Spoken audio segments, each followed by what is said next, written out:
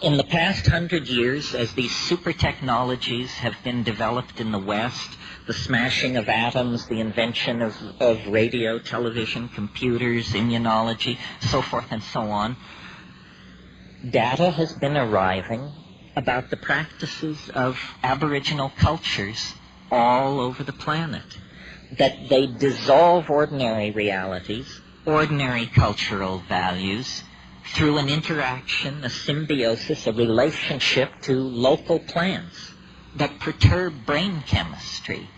And in this domain of perturbed brain chemistry, the cultural operating system is wiped clean. And something older, even for these people, something older, more vitalistic, more in touch with the animal soul, replaces it, replaces the cultural operating system, something not determined by history and geography, but something writ in the language of the flesh itself. This is who you are. This is true nakedness. You are not naked when you take off your clothes. You still wear your religious assumptions, your prejudices, your fears, your illusions, your delusions. When you shed the cultural operating system, then essentially you stand naked before the inspection of your own psyche. Desmond Morris called it the naked ape. And it's from that position, a position outside the cultural operating system, that we can begin to ask real questions about what does it mean to be human, what kind of circumstance are we caught in, and what kind of structures, if any, can we put in place to assuage the pain and accentuate the glory and the wonder that lurks waiting for us in this very narrow slice of time between the birth canal and the yawning grave. In other words, we have to return to first premises.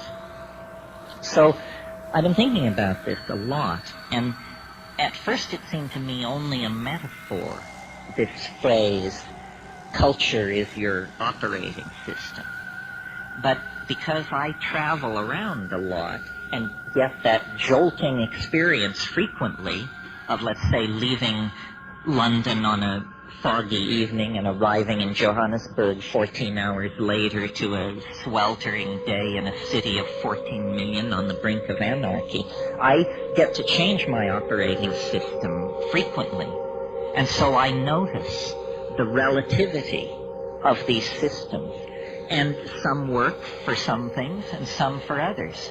For instance, if you are a positivist, if you're running Positivism 4.0, you can't support UFOs. Positivism 4.0 does not support UFOs. If, on the other hand, you're running your Rancha book 5.1 as your operating system, UFOs and a number of other things can get in through the door. That is what we would technically say is a more tolerant operating system, or its plug-in support special effects denied the positivist.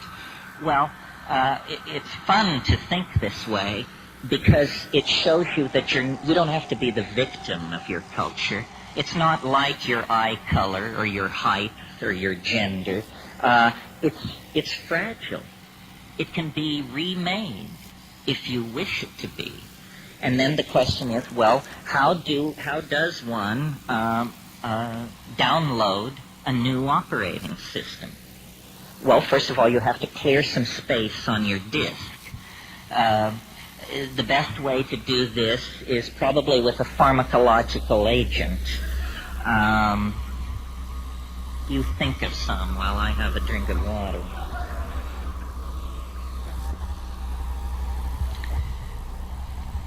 Psilocybin is an excellent disk cleaner.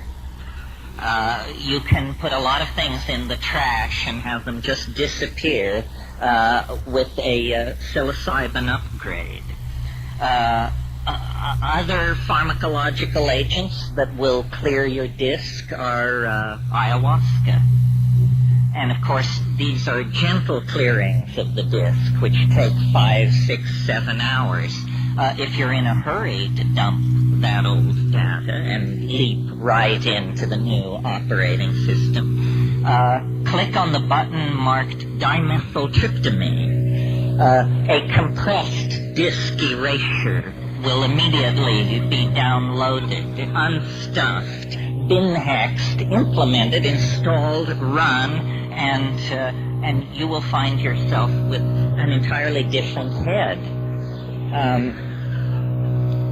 Now, shamans have always known, though they may not have used the kind of language I'm using here, shamans have always known this trick. What trick? It has two facets. First of all, that culture is an operating system. That's all it is. And that the operating system can be wiped out and replaced by something else. So, in essentially, what's going on among shamans and those who resort to them for curing and counseling and so forth is somebody's running a slightly more advanced operating system than the customer.